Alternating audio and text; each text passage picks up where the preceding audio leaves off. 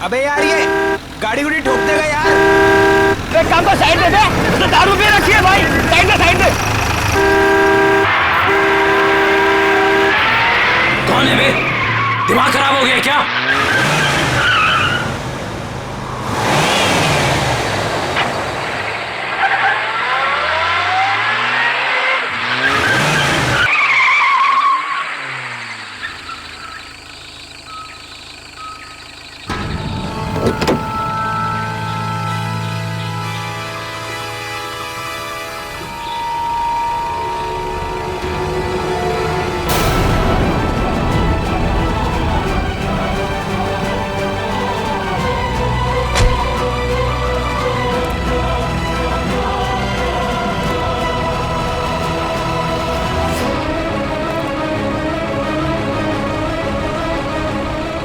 अबे हंस क्या रहा है बे?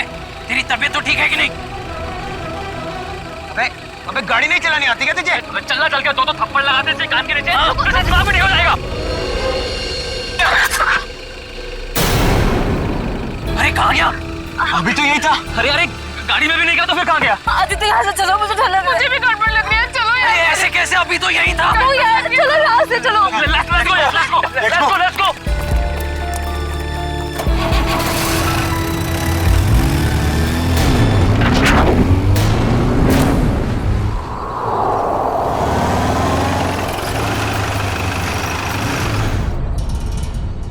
लो आ गया तुम्हारा घर, और तुम बेमतलब का इतना डर रही थी। आदित्य सच, मुझे अभी भी बहुत डर लग रहा है। देखो सिया, इसके बारे में सोचो ही मत, कुछ भी नहीं होगा। बट आदित्य मैं इसे भूल ही नहीं पा रही। अगर वो हमारे पीछे पड़ गया तो? सिया, ये बेकार की बातें अपने दिमाग से निकाल दो प्लीज, और प्लीज ये बात किसी को मत बताना। लेकिन सनी, कैसे भूल जाऊं? लेकिन कुछ नहीं सिया, बस तुम ये सोच लो कि हम लोगों ने कुछ देखा ही नहीं। कैसी बातें कर रहे हो गगन? यार उसने हम सबको देख लिया है। हाँ। और सिया, तुझे याद है ना, वो हमें देखकर मुस्कुरा रहा था। सिमी, तुम इसे हिम्मत दिला रही हो कि तुम इसे और डरा रही हो? देखो सिया, तुम आराम से घर जाओ। सिया! पापा, तुम घर जाओ, मुझे जिस बात का डर था वही हुआ। सिया तुम जाओ। Bye guys, bye bye guys.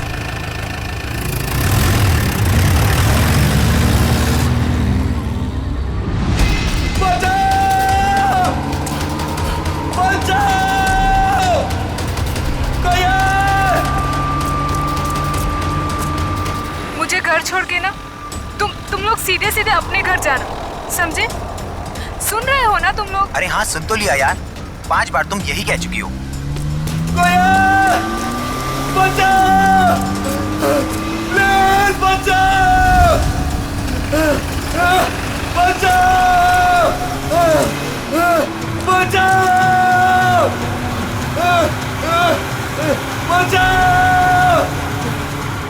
ये तो वही गाड़ी है ना? हाँ यार। अरे यार, ये कर क्या रहा है? ये इसको मार देगा यार।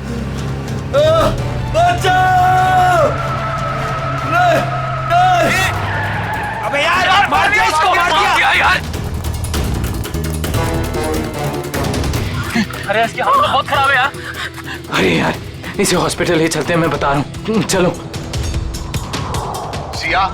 सिया, मेरी बात अभी खत्म नहीं हुई। पापा, मुझे मालूम है आप मुझे क्या बोलना चाहते हो। मालूम है तो मेरी बात मानती क्यों नहीं हो तुम? बट पापा, मैं अपने फैसले खुद कर सकती हूँ ना। नहीं, तुम अच्छे बुरे के फैसले नहीं कर सकती, अभी बच्ची हो तुम। अच्छा, तो आप बताइए मुझे, आपके हिसाब से मैं कब बड़ी होंगी? मुझे नहीं लगता कि तुम्हें कभी समझ आएगी। पापा मैं उससे प्यार करती हूँ, मैं उससे शादी करना चाहती हूँ। मेरे रहते तो बेटा तुम ऐसा कभी नहीं कर सकती हो। तुम्हारी शादी मैं सिर्फ और सिर्फ राहुल से करवा के रहूंगा। नो पापा, मैं राहुल से शादी नहीं करूंगी। मैं इस जन्म में क्या 7 जन्मों तक उससे शादी नहीं करूंगी।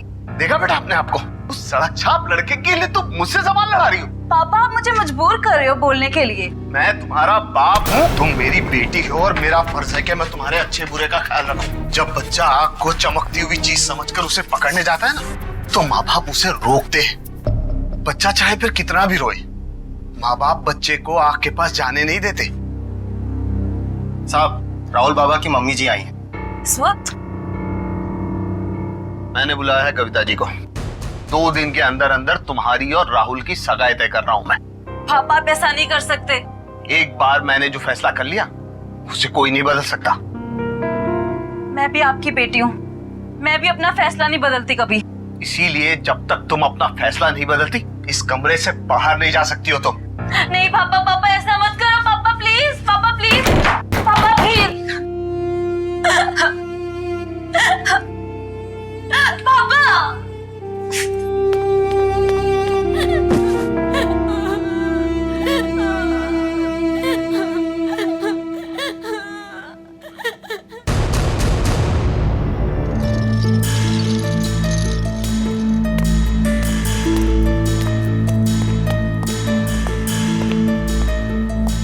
बहुत खराब एक्सीडेंट हुआ यार।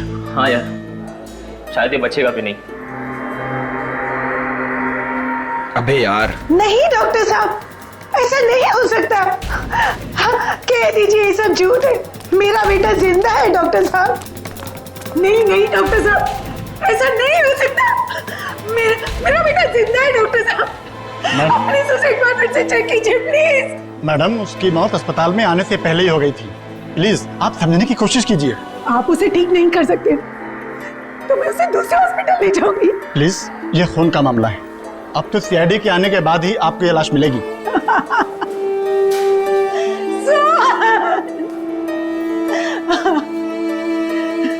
मैं उस खूनी को नहीं छोड़ूंगी, उसने मुझे बेसहारा किया। कुछ भी हो जाए मैं उसे नहीं छोड़ूंगी। वो आत्मा हो या जो भी, मैं उसे नहीं छोड़ूंगी। बेसहारा किया है उसने मुझे, मैं उसे नहीं छोड़ूंगी। कहीं आंटी उस आत्मा के बारे में बात तो नहीं कर रही है ना, जिसने इस आदमी को मारने की कोशिश की है? हाँ यार, मुझे भी ऐसे ही लग रहा है। हाँ भाई, मैं तो बोलता हूँ ना कि हमें इन सब चीज दूर रहना चाहिए। तू सही बोल रहा है, हमें ना ये सारे झमेलों से दूर रहना चाहिए। हाँ सिया, क्या क्या बात कर रही हो? ओके, नहीं नहीं सुनो, तुम टेंशन मत लो, मैं बस अभी वहां आता हूँ। हाँ नहीं नहीं, मैं बस आ रहा हूँ, बस यहाँ से निकल रहा हूँ मैं। हाँ अब क्या हुआ? अरे यार, सिया के पापा ने उसको कमरे में बंद कर दिया और वो उस राहुल से उसकी एंगेजमेंट करने वाले हैं। यार मैं जा रहा हूँ, ठीक है? यार तुम दोनों एक काम करना। पर तू सीए से मिलेगा कैसे? पता नहीं यार, मैं देख लूंगा, कुछ ना कुछ कर लूंगा। तुम दोनों ना कोई एक होटल में एक रूम बुक कर लो यार, ताकि एटलीस्ट एक रात में उसको वहां रख लूं और फिर कल सुबह मैं उससे शादी कर लूंगा, पक्का। चल भाई, ख्याल रख अपना।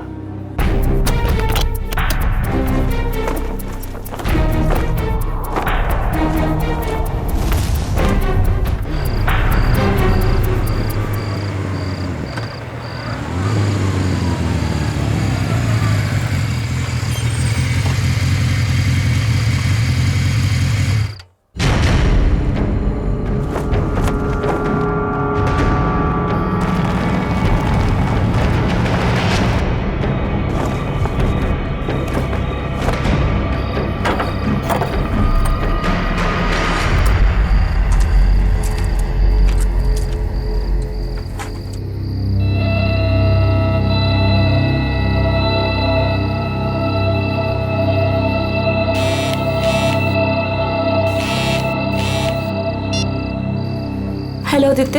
हाँ सिया, मैं आ गया हूँ। या आई एम कमिंग कमिंग।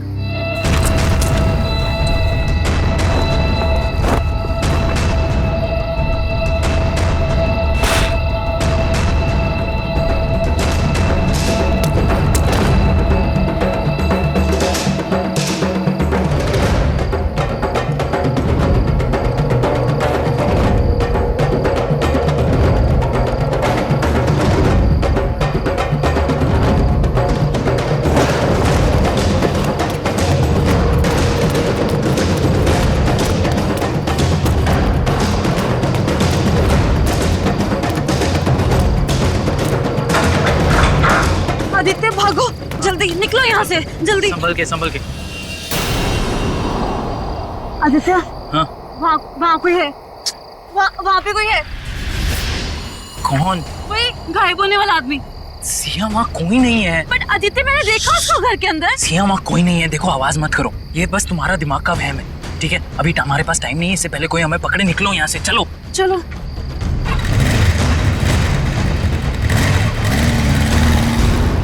अच्छा, लेकिन ये सब हुआ कैसे? हाँ, आप उधर ही मैं नोट कर रहा हूँ। ओके।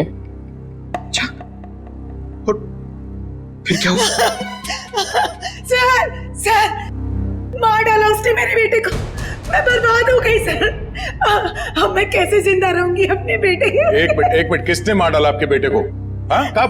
मेरे देखते ही देखते मेरे लाल ने दम तोड़ दिया। छोड़िएगा मत उस खूनी को, छोड़िएगा मत उसे। कहीं से भी ढूंढ कर ले आइए उसे, कहीं से। मैम एक मिनट शांत हो जाइए आप। पहले ये बताइए कि आपके बेटे को मारा किसने? पता नहीं कौन था, मार दिया मेरे सोहन को, मार दिया। संभालिए अपने आप। मेरे लाल को हमेशा के लिए सुला दिया उसने। देखिए मैम, हम आपके बेटे को जिंदा तो नहीं कर सकते फिर से, पर उसके खूनी को सजा जरूर दिलवा सकते हैं। आप ये बताइए कि हुआ क्या, ये सब कैसे हुआ? मैं अपने कमरे में थी सर, तभी सोहन की चीख सुनाई दी। मैं भागे वहां पहुंची तो देखा उसने सोहन को चाकू मार दिया था और वो खूनी खिड़की की तरफ भागा। वो खिड़की से बाहर निकल गया? नहीं सर, वो खिड़की तो बंद थी। मैंने उसे ढूंढने की बहुत कोशिश की, लेकिन वो कहीं नहीं दिखा मुझे। ऐसे गायब हो गया जैसे कोई आत्मा या कोई गायब होने वाला आदमी। मुझे कुछ नहीं मालूम सर, मुझे कुछ नहीं मालूम। प्लीज संभालिए अपने आप को, शांत हो जाइए। देखिए हम आपके बेटे के खूनी को सजा जरूर दिलवाएंगे। आप फिलहाल घर जाइए प्लीज, हम लोग देखते हैं। सर प्लीज आइए प्लीज को सजा दे। आइए बिल्कुल आप शांत हो जाइए, आइए। सर कई लोगों ने उस आत्मा को देखा सर। मेरा मतलब है वो गायब होने वाले आदमी को सर। हाँ सर, उस आदमी ने अपनी गाड़ी से 4 लोगों को ठोकर मारी सर, और तो और कुछ लोगों के ऊपर जानलेवा हमला भी किया। सर सिर्फ रात को दिखता है, देखते देखते गायब हो जाता है और फिर वापस भी आ जाता है। पता नहीं सर वो क्या चीज क्या है? आदमी तो नहीं हो सकता, कोई खतरनाक चीज लगती है सर। तब तो जल्द से जल्द मिलना पड़ेगा इससे। निकले काम करो, सोहन की लाश को फॉरेंसिक में मंगवा लो। जाओ। हेलो इंस्पेक्टर दया। क्या? कब? कहां पे? ओह नो, ठीक है हम लोग अभी वहां पहुंचते हैं। उस अदृश्य होने वाले आदमी ने 2 खून और कर दिए। यार गगन, तूने हमारे लिए कितना कुछ किया है यार। अरे आदित्य भाई, दोस्ती में ये थैंक्स एंड ऑल इतना फॉर्मल होने की कोई जरूरत नहीं है, ठीक है? तुम लोग होटल कर रहे थे तो मैंने सोचा यार ये अपना घर है, बंद पड़ा हुआ है, तो शादी की तैयारी क्यों ना यहां से की जाए। सिया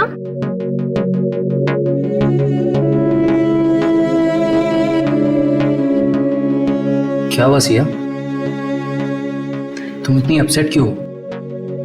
आदित्य मुझे पापा की बहुत चिंता हो रही है। देखो सिया, इस वक्त और कुछ मत सोचो, सिर्फ अपनी शादी के बारे में सोचो। हाँ आदित्य, मगर पापा की मर्जी के खिलाफ ये सब ठीक होगा? सिया, एक बार शादी हो जाएगी ना तो रवि अंकल भी ये बात मान जाएंगे, ट्रस्ट मी। और वैसे भी शादी के बाद हम जाएंगे ना उनके पास आशीर्वाद लेने। मैं भी तो देखूं वो कब तक नाराज रहेंगे हमसे। हाँ, और शुभ काम में ना देरी नहीं करते। मुझे ना सिया को जल्दी से भाभी कहना है। भाभी? नो वे। हाँ, शादी के बाद तो तुम हमारी भाभी ही बन जाओगी ना। भाभी जी,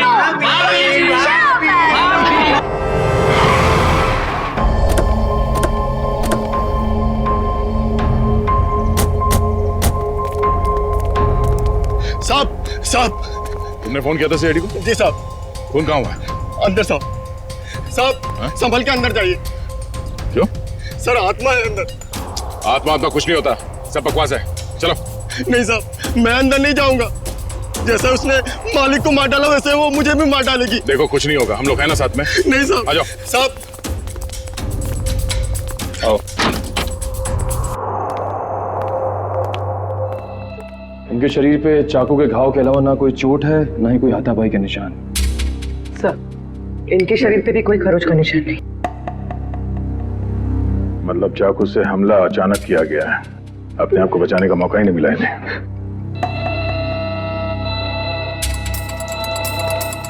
तुम्हें कब पता चला कि इन दोनों का खून हुआ है? साहब, और कविता मैडम साहब के लिए मैं किचन में चाय बना रहा था साहब। हाँ, फिर? तभी जो है दोनों के चीखने की आवाज आई तो मैं भाग के बाहर आया तो मैंने देखा दोनों को चाकू मारा हुआ है। हाँ, आगे?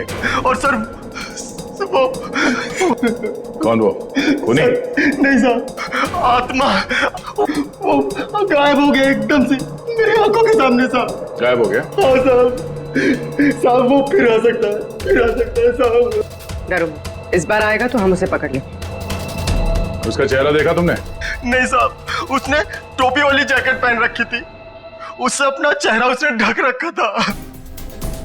साहब मेरा विश्वास कीजिए, मैं झूठ नहीं बोल रहा हूँ साहब, वो आत्मा ही थी। घर के सारे दरवाजे बंद थे फिर भी वो अंदर कैसे आ गए साहब? घर में और कौन कौन रहता है? साहब रवि साहब और सिया मेम साहब। सिया मेम साहब? रवि साहब की बेटी। कहाँ है वो? साहब वो रवि साहब और सिया मेम साहब का झगड़ा हुआ था तो साहब ने उन्हें जो है कमरे में बंद कर दिया था। चलो दिखाओ कहाँ है वो कमरा। साहब ऊपर है। चलो बॉडी को फोरेंसिक लैब भिजवा देंगे। चलो चलो, कुछ नहीं होगा।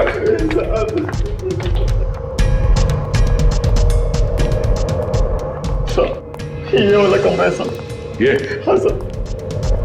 ये तो बंद है। मेरे पास चाबी है।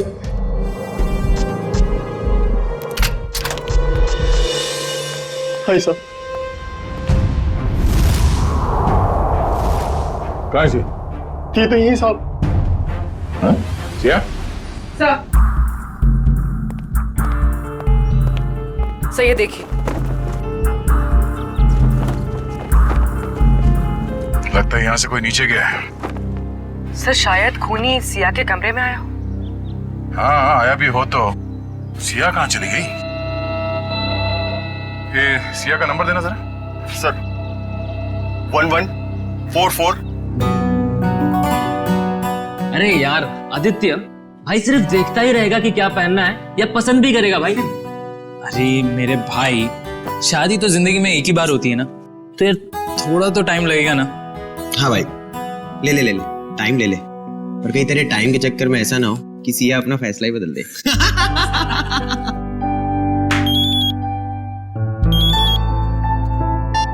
हेलो, यहाँ सिया, सीआईडी से? क्या हुआ पापा को? मैं आ रही हूँ। Is he okay? पापा ठीक है? सोहन, रवि और कविता के घाव काफी गहरे थे। इससे ये साबित होता है कि खूनी काफी ताकतवर है। सर आत्माएं बहुत ताकतवर होती है सर। पंकज, मैं इंसान की ताकत की बात कर रहा हूँ। I am sorry. लेकिन एक आदमी आता है और गायब भी हो जाता है, वैसा कैसे कर सकता है?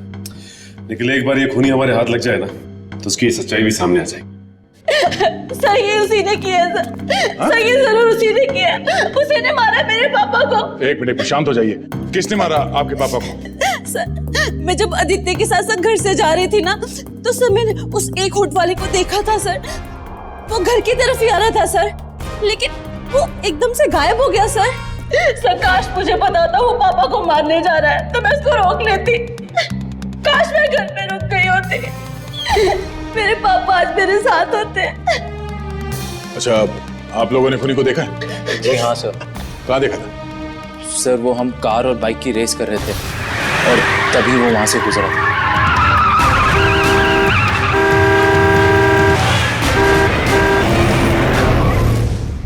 चेहरा देखा था किसी ने? नहीं मैडम, उसका चेहरा हुड वाली जैकेट से ढका हुआ था और उसकी ठुड्डी और होठ दिख रहे थे। पर सर जब उस आदमी ने अपनी गाड़ी से हितेश को टक्कर मारी थी तब हम लोग वहीं थे और हमने उस गाड़ी का नंबर नोट किया था। हितेश कैसा है अब ठीक है सर, पर उसे काफी चोट लगी थी। गाड़ी का नंबर क्या है? MH01R5393।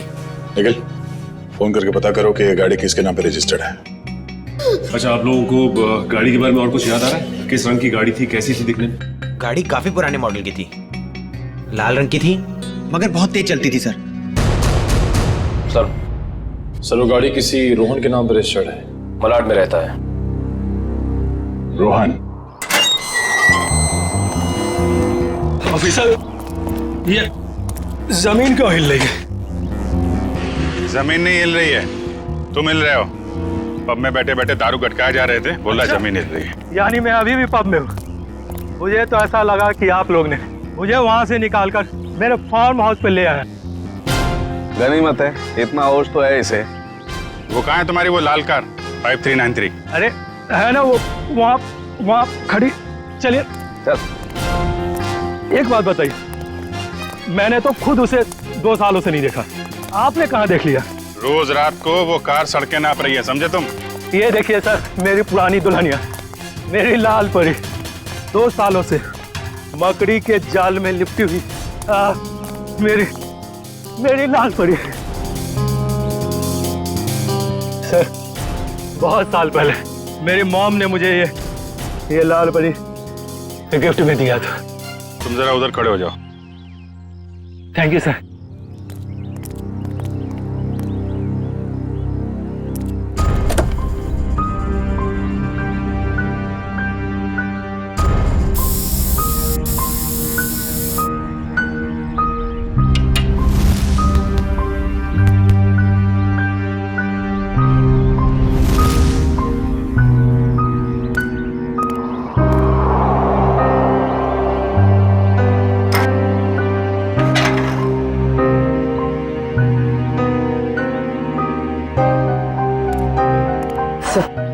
टायर्स में हवा भरी हुई है और कार पर कोई धूल या जाला भी नहीं। पेट्रोल भी भर के रखा है और बोलता है 2 साल से कार खड़ी है।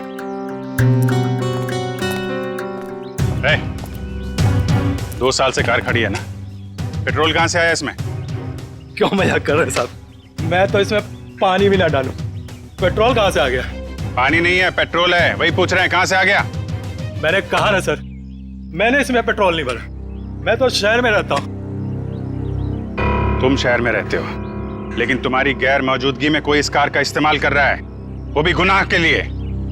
मैं सर आपसे दावे के साथ कह सकता हूँ कि मेरी लाल परी को किसी ने भी हाथ नहीं लगाया सर। लगाया है, हाथ लगाया।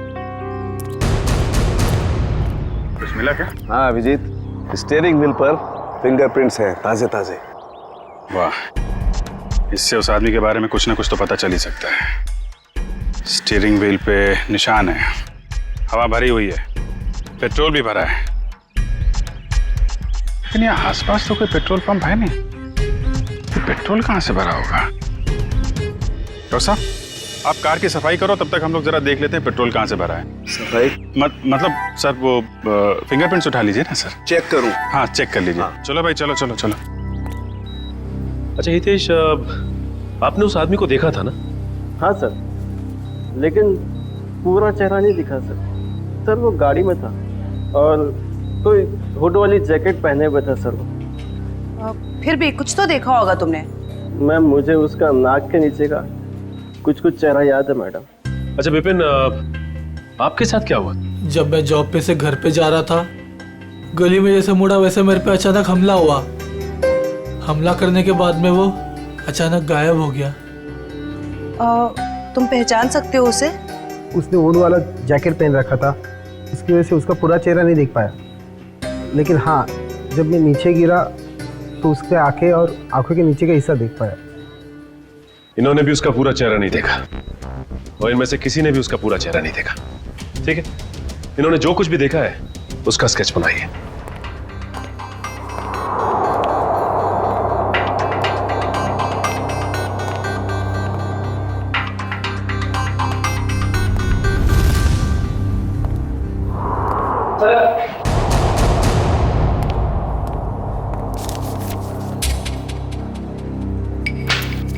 काम करते हैं जयवंती, 3 डायमेंशनल टेक्निक से इसकी रंगीन तस्वीर बनाते हैं, आसानी से इसकी पहचान हो जाएगी।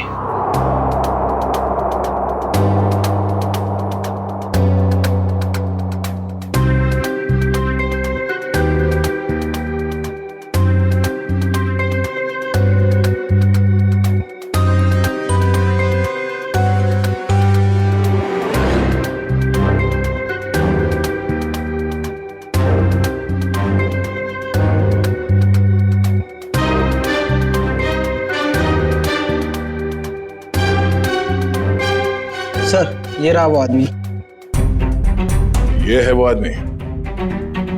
बहुत जल्द मिलेंगे हम तुमसे। निखिल, ये फोटो सारे अखबार और टीवी चैनल्स में भिजवा दो। इस आदमी को गायब होने का बहुत शौक है। हम दिखाते हैं इसे गायब होना किसे कहते हैं। जंगल में आज मंगल करूंगी, भूखे शेरों से खेलूंगी मैं, मक्खन जैसी हथेली पे चलते अंगारे ले लूंगी मैं। हाय गहरे पानी की मछली हूँ राजा, घाट घाट दरिया में घूमी हूँ मैं, तेरी नजरों की लहरों से हार के डूबी हूँ मैं। हाय जानलेवा जलवा है, देखने में हलवा है, जानलेवा। हाँ साहब, गाना मेरा मतलब है कौन सी गाड़ी ठीक करनी है? अरे गाना बंद करो पहले ये। साहब आप बोलो ना, मुझे समझ में आएगा।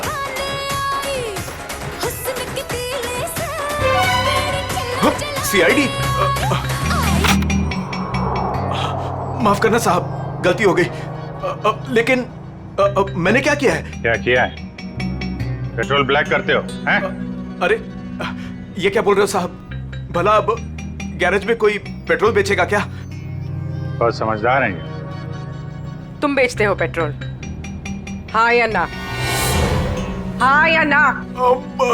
हाँ बेचता हूँ। जब मेरा मालिक यहाँ नहीं रहता तो किसी भी गाड़ी से निकालकर थोड़ा बहुत बेच लेता हूँ। कल किसको बेचा था? कल किसको बेचा था? इस गाड़ी वाले को। मेरे गाने की कसम साहब, ये गाड़ी मैंने पहले कभी नहीं देखी, लेकिन हाँ कल देर रात 2 लोग आए थे पेट्रोल लेने। उनको पहचान सकते हो? आधी नींद में था साहब, लाइट भी बंद थी। सच में साहब ध्यान नहीं है। अब मैंने तो बस पेट्रोल दिया और पैसे लिए। अरे कुछ तो याद होगा, कैसे बात कर रहे थे, क्या कपड़े पहने थे हैं? ऐसा तो कुछ याद नहीं आ रहा साहब, पर गाना साहब जी। फिर गाने की बात? मेरा कहने का मतलब है कल उनमें से एक ने कान में ईयरफोन लगा रखा था और गाना इतने जोर से बज रहा था कि मुझे तो ऐसे ही सुनाई दे रहा था। कान में ईयरफोन लगा रखा था? हो सकता है उनमें से कोई रोहन की गाड़ी लेके जाता हो। सारी मीडिया, पूरे शहर में ये फोटो फैल गई है। बहुत जल्द पता चल जाएगा कि है कौन। हमारे बेटे की फोटो इस तरह हर चैनल पे कैसे दिखा सकते हैं आप? तो ये आपका बेटा है? हाँ, कमल। मैं आप लोगों के खिलाफ केस दर्ज करने वाला हूँ। आप लोगों ने हमारी भावनाओं और जज्बातों को चोट पहुंचाई है। आपके बेटे ने खून किया है, लोगों को जान से मारने की कोशिश कर रहा है, और आप हम पर केस करने वाले हैं? जो मन में आए बोले जा रहे हैं आप। सीआईडी वाले हैं तो क्या हुआ, कुछ भी बोलेंगे। आपका बेटा कहाँ है?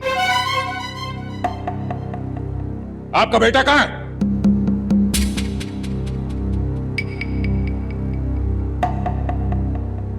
हमारा बेटा इस दुनिया में नहीं है। क्या? दुनिया में नहीं है? क्या मतलब है? 4 साल हो गए, वो हमें छोड़ के चला गया, हमेशा के लिए। इंजीनियरिंग के फाइनल ईयर एग्जाम में फेल हो गया, इस गम को बर्दाश्त न कर सका और उसने आत्महत्या कर ली। हमारे सारे सपने टूट गए। एक ही तो बेटा था हमारा, और वो भी। आप ही बताइए, मेरा बेटा इस दुनिया में नहीं है, वो खून कैसे कर सकता है? देखिए, शायद जाने अनजाने में शायद गलती हो गई हमसे। और अगर कमल मर चुका है तो फिर वो कौन है जो लोगों के सामने आ रहा है और वो गायब कैसे हो रहा है? हेलो, क्या सिया खतरे में?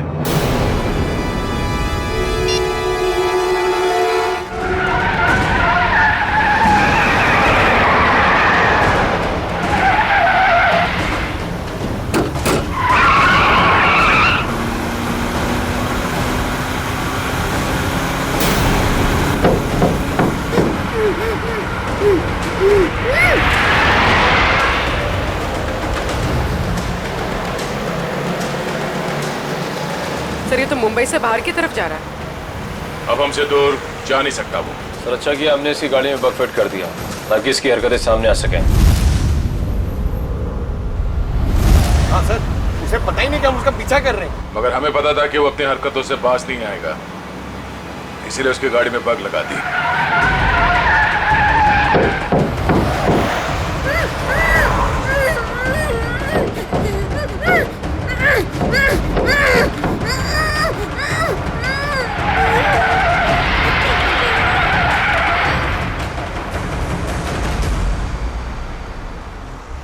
सर सालुंके से तो रोहन के फार्म हाउस पे ही बता दिया था कि उस गाड़ी में कुछ गड़बड़ है।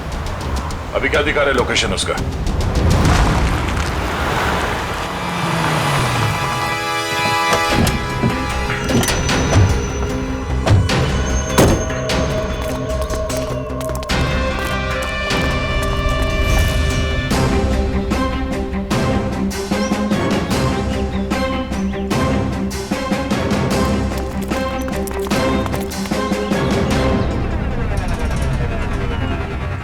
चारों तरफ फैल जाओ, सावधान रहना।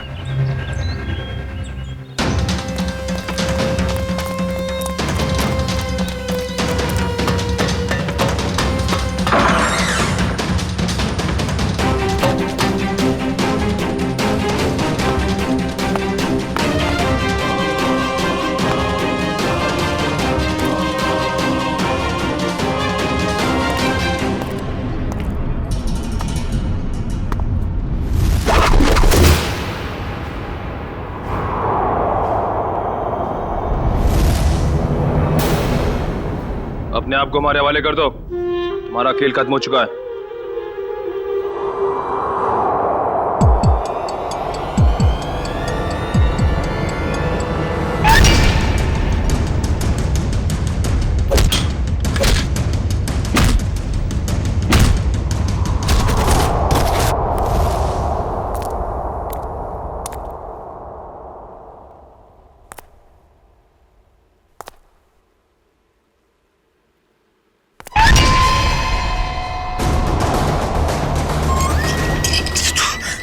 सामने आके खड़ा हो गया। देख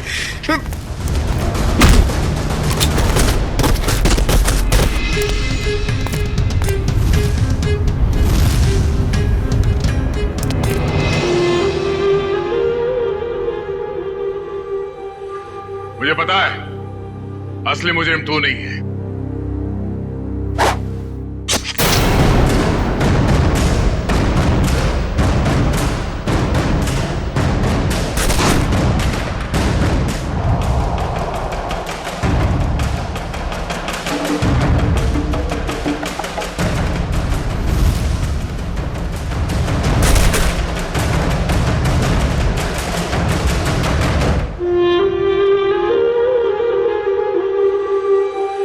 आदित्य तुम?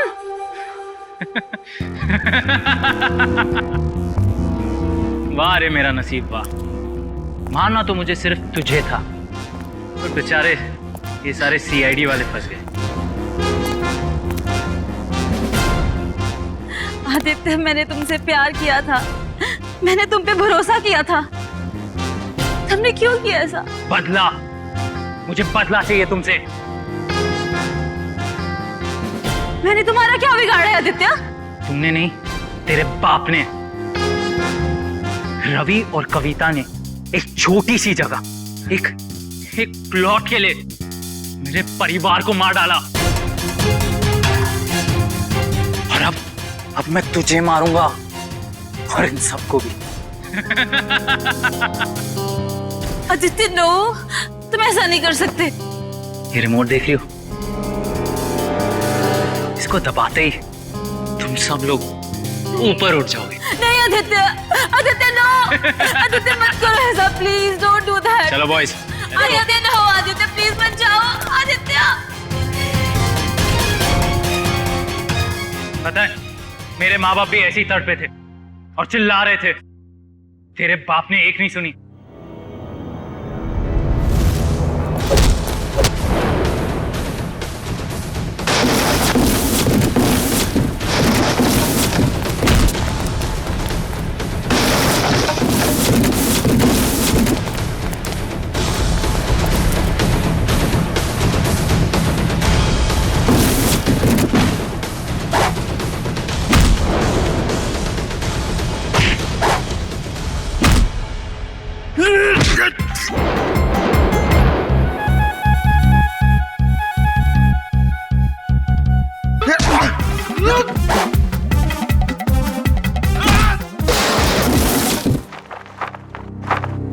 ठीक हो तुम? हाँ।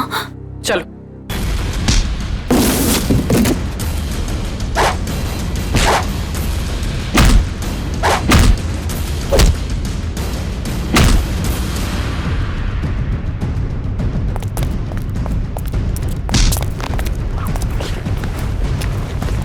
बता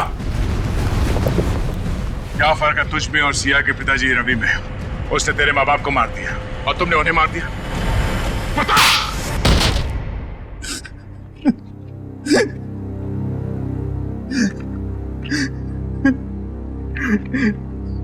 मैं और क्या करता सर? बदले की आग ने मुझे अंधा कर दिया था। मगर सर आप तो बेहोश थे, आपको होश कैसे आया? तुमने मुझे बेहोशी का इंजेक्शन तो मारा, पर वो दवाई मेरे शरीर के अंदर नहीं गई। और इससे पहले कि तुम मुझ तक पहुंचते, मैंने सिरिंज से वो दवाई निकाली और फिर वो सिरिंज अपने शरीर पे लगा ली। तुमने सोचा कि मैं बेहोश हूं, मगर मैं होश में था। और तुम्हारे बारे में तो हमें पहले ही पता चल चुका था। हाँ, आपको कैसे पता चला?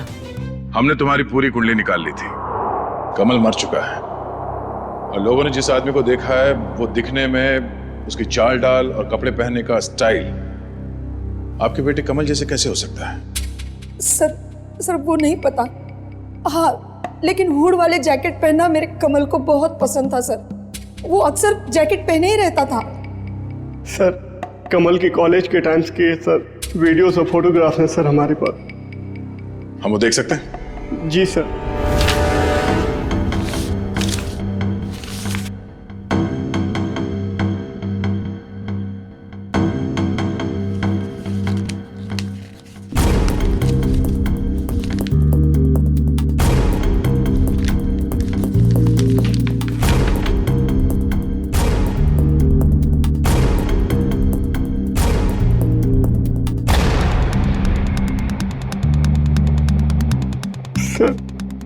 ये भी कमल का दोस्त आदित्य है।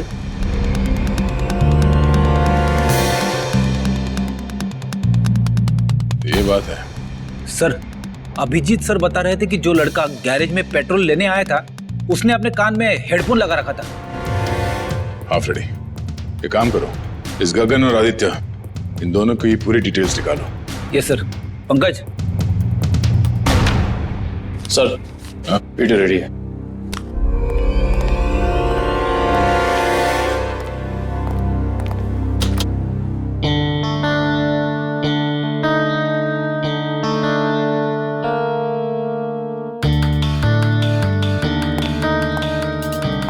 अगला वीडियो दिखा।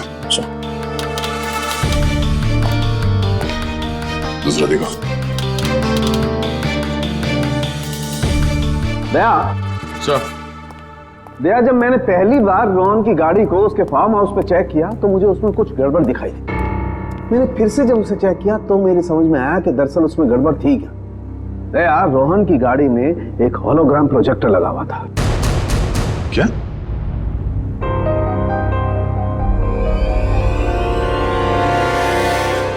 सर, उन विक्टिम्स ने बिल्कुल यही सारे अफवाह बताए थे उस गायब होने वाले आदमी के बारे में जो इन वीडियोस में है।